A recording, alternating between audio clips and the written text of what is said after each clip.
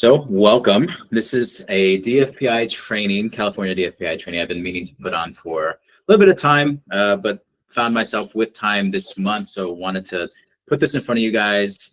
I don't anticipate this training lasting too long in terms of content, but I think I'll get more than a few questions. So I did budget time for that, but we'll just go ahead and get right into it. So just, brief agenda. We're going to look over this overview, key points, recap it, and then leave it up to your questions for this license type.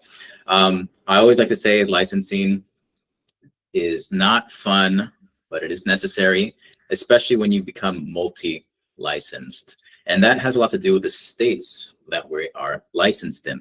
So, you can see, right, like, we have about, 8 states right now, but we hold actually 9 licenses.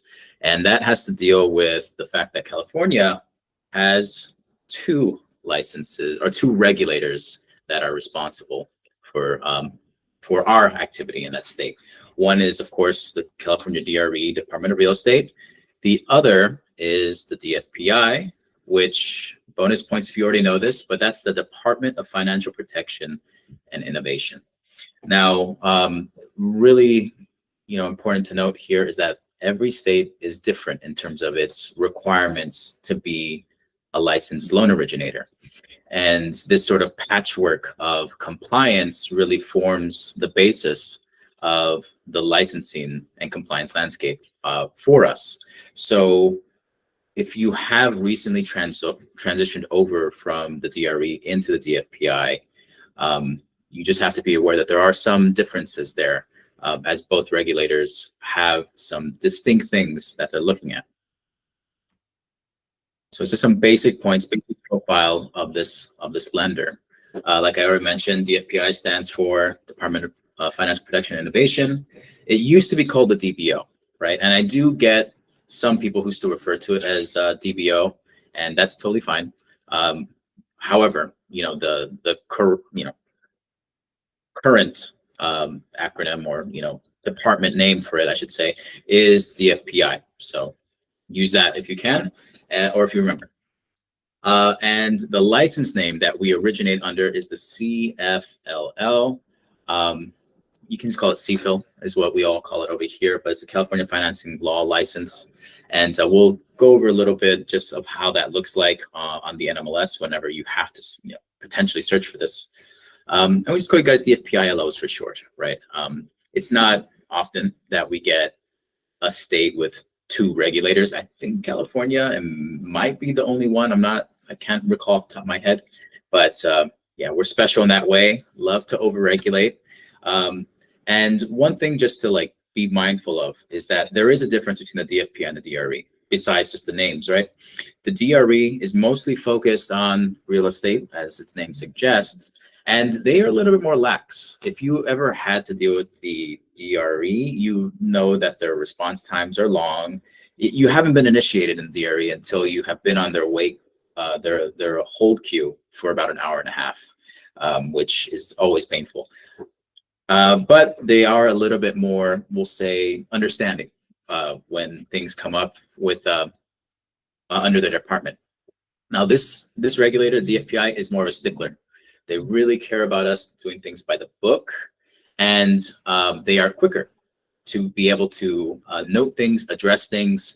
So they want to make sure ultimately that all the industries that they oversee are largely responsive to them and are following the rules that they lay out. So just be aware, DFPI is not just like any other regulator. In fact, it's a good way of thinking about them is like a mini CFPB, right? They take their job to that level, and they are quite adamant about making sure that we follow our compliance, which is why I'm having this training to make sure that you guys are aware of what you need to do while operating on this license. DFPI LOs can be paid as an independent contractor. If you are newly with our company this year, then you would not have gone through the very arduous journey that was going from W-2 to 1099 under this license type. Previously in 2022, the DFPI had the stance that your originators had to be employees. We have been working with them. I reached out to them actually the end of last year, and they told us, you know what, they can be 1099 contractors. You just make sure that you're supervising them correctly. So that is something that we made the switch over actually at the beginning of this year. So this is more like old news at this point, but just reframing it for you guys. And one thing to note is that you cannot work with multiple mortgage companies under this license. I do get questions about this because the DRE, for example, if you're a broker or associate, will allow this. However, every regulator interprets their responsibilities differently. And the interpretation here is that supervision and compliance can only be adequately done if there's one entity that takes ownership of that loan officer's results, so to speak. So the DFPI makes it so that you cannot work with more than one mortgage company. However, they do have a interesting provision, which some people on the call might have already started using, which is the fact that you can actually hang up your DFPI loan originator license with a mortgage company like us. And at the same time, if you have a DRE license, you can actually go ahead and hang that license up somewhere else. So you can do either activity in two separate places. Now, this is something that is quite a benefit, actually, think about it, because a lot of other originators under the DRE who are only salespeople, they can actually only hang up their license in one place. And that place has to either have both things that they can do, or they can only do one of those things. So with this license type, you can actually work in two separate companies doing one real estate and then the other mortgages. So that is something that we have started to see more of, and we encourage the FPILOs who are interested in going into real estate or just finding a way to generate another source of income to entertain that. So just keep that in mind, because it is one of the benefits of being a DRE loan officer, is that you're already kind of in that situation. That's actually why we became well, that's why we have a real estate division, is because in order to become a mortgage broker under the California DRE, we needed to have an underlying real estate license. So we kind of already had both. And so it's just like, yeah, let's people have capacity already. Why not? It was something that was a little bit, how can I say, hemmed off for the DFPILOs because it didn't make sense at the time to want to get a real estate license. But now in this sort of market, I have noticed more DFPI loan officers getting the real estate license, and then working with another shop can be a great way to even get build new partnerships, build new relationships. So just putting it out there, it's tough, so you can be aware that that is an option for you. Now, the one thing I will ask you guys to note, though, just so no one, and there's no kind of mismanaged expectations, is that you have to request permission before you do this, right? We're going to be okay with it as long as we're notified, right? Just, so you guys know, we want to make sure that the employing broker on the real estate side is going to, be a legitimate broker that we think is going to be able to maintain their end of supervision for your real estate activity. So that's the main thing we're doing. And, it's just a best practice, right? You want to make sure that both parties are aware of each other. So just make sure you let us know beforehand. And, I would say 9 times out of 10, we're going to be, okay with this. So I just wanted to throw it out there for you guys. Now, this one is an important one because it is missed. And I wanted to show you that there are things that happen in the background that sometimes we're not aware of. And that's that the lenders, because we just assume lenders are going to be licensed everywhere, right? I mean, I don't think we actually look at a lender and be like, yeah, you can't do this loan here unless you run into it just by chance, right? So because we have 2 regulators, right? This regulator in particular, the DFPI, they want to see that this lender is licensed with them. So they restrict us to only working and brokering out to DFPI approved lenders. Okay, and so that's an important one, because at the end of every year, our company has to submit a report to the DFPI. We have to submit total loan volume, total units, who closed what, all that kind of data to the DFPI. And they will basically check against their own licensing list to see which lenders, if we originate with any lenders that are not approved on their list. And if we did, we will be forced to pay a penalty for that. And so that's something obviously we don't want you to experience either, because ultimately it's a lose-lose situation, right? So important that you know that not all of these lenders are going to be DFPI approved. There are going to be some that do not have the designation, and so as a DFPI loan officer, you will not be able to work with. Now, I don't want to alarm you, because it's not like I'm cutting the lender list in half. I would say still the majority of our lenders have this license type. However, it's often overlooked, and this is a common issue. Before we got approved for the DFPI, I remember I was speaking to a mortgage attorney on a consulting basis, and they said that this is the most common issue that companies find, especially newer licensees, when it comes to this type, is that sometimes they don't know if they closed with a non-approved DFPI lender until after the fact. So Sarah, can I interrupt for a second? So all of the lenders that we have on our platform are they are compliant, right? Because I don't go off of anything else but what we have, who we have relationships with, because I know you guys have vetted them out. I mean, right. I didn't know that we could go off. It's okay, Julie, if you let me finish this slide, Oh, I'll answer sorry. your question. Okay, it's okay, I understand. So literally the next question, how can you avoid this, right? Well, the first thing, right, is to check out our lender list on MySHL. We do have a tab on MySHL that's specifically dedicated to these DFPI lenders. Before, I would say actually January, February, we rechecked all the lenders, painstakingly went through all of their NMLS profiles, liaised with the lenders, and we have the most up-to-date version of that list. So it is on MySHL. I'll show you in a second. Another way is to confirm with the AE. Now, I will not lie to you, the AEs are not bastions of licensing and compliance. They are most likely going to forward that question over to their internal team. However, they are a good point of contact as well. And the extra credit check here is just to check the NMLS ID on the consumer access. All of this information is public information. There's nothing there that, nothing I'm talking to you about when it comes to this license is hidden, other than,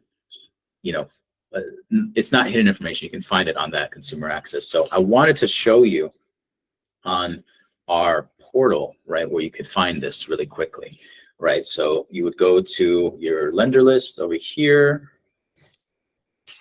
And once it loads, right, we're going to go all the way down. Give it a second. And you'll see right here, it's going to say DFPI lenders right there, right? So if you don't see it already, right there, right? And you'll see that we have about 14 rows or 14 like different pages of this, and about 94 lenders that are on that list. So it's not a small amount of lenders there, but again, not all lenders, right? Because you'll see out of all lenders, we have about 150 lenders there, right? So it's not everything, but it is almost 2/3 of what's on there. Now I know what you're thinking, right? You're thinking, okay, what last part? Now, if a DFPI LO uses a non-approved DFPI lender and we end up getting penalized for it, well, that's something that may end up coming to you as well, just so you're aware. So that's why I'm letting you guys know, right? Because I want us all to be on the same page when it comes to how to approach these situations. Make sure that you're checking as well. Make sure you're using that list I just showed you, so we can make sure that you are in a good situation, not having to worry about penalties or potentially even have to pay penalties. All the major lenders are on that list. So if you're thinking about UWM, Kind, Blue Point, those lenders are on there. Cheryl, we update the list every quarter.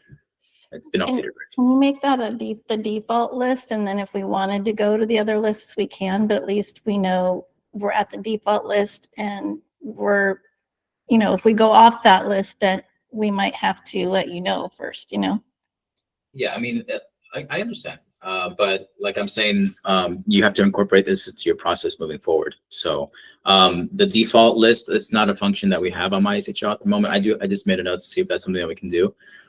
However, it's a simple, click. It's right there, right? You can see all of our lenders. So just make sure that you do that. And again, just, you have all the information here, and the top lenders that we use are on there. It typically ends up being like out-of-state non-QM lenders or some niche product lenders that are not, but any sort of mortgage bank that's multi-state approved is most likely going to have this license in place as well. But this is your part. You have to do that due diligence check. Make sure that they're actually approved with the department, right? I mean, it's a little, extra work, but we're talking about an extra few seconds just to see what lenders you're actually working with, right? So again, it's right there. You can go ahead and just click it and just review. Shouldn't be too hard.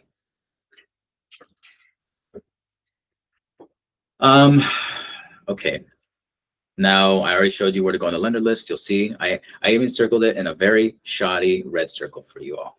And I'm embarrassed about red circles. That's how much I care about you guys. So just make sure you're doing that work. You'll be fine. Now, the license that you're working for, or you're looking for, is this one right here, actually. So if you're going to go on the NMLS and look for it, it's going to be this California DFPI. That's what you're going to see right there. You'll see that. This is actually our list of approved states. There are some exceptions, I will say, because sometimes I know you guys are going to look for this and you'll be like, it's not on there. There are exceptions. One is if it's a federally depository bank, meaning that it's not a state. It's not regulated by the state. It's regulated by the, federal government, FDIC, all that kind of stuff. That's going to have a different designation, and it will show that it's federally regulated. It's like Office of the Comptroller or something like that. And then if it's a CRMLA license as well. Now, those aren't typically what we see. However, I encourage you, if you have a question, you should just email us at LO Support. So just to recap, you can only represent this office, 1099, work with one mortgage company, only work with the approved DFPI CFL lenders. Okay, those are the main points I wanted to get across today. But that is basically it, guys. We have our little LO Support email here. If you ever have any questions, you can let us know. We're happy to help. I, of course, oversee the teams that respond in those emails. So there's hardly a thing that honestly I don't at some point get to or see through my team. But I just want you guys to feel assured, please do use this email address. It does help everyone. It's very much a win-win situation.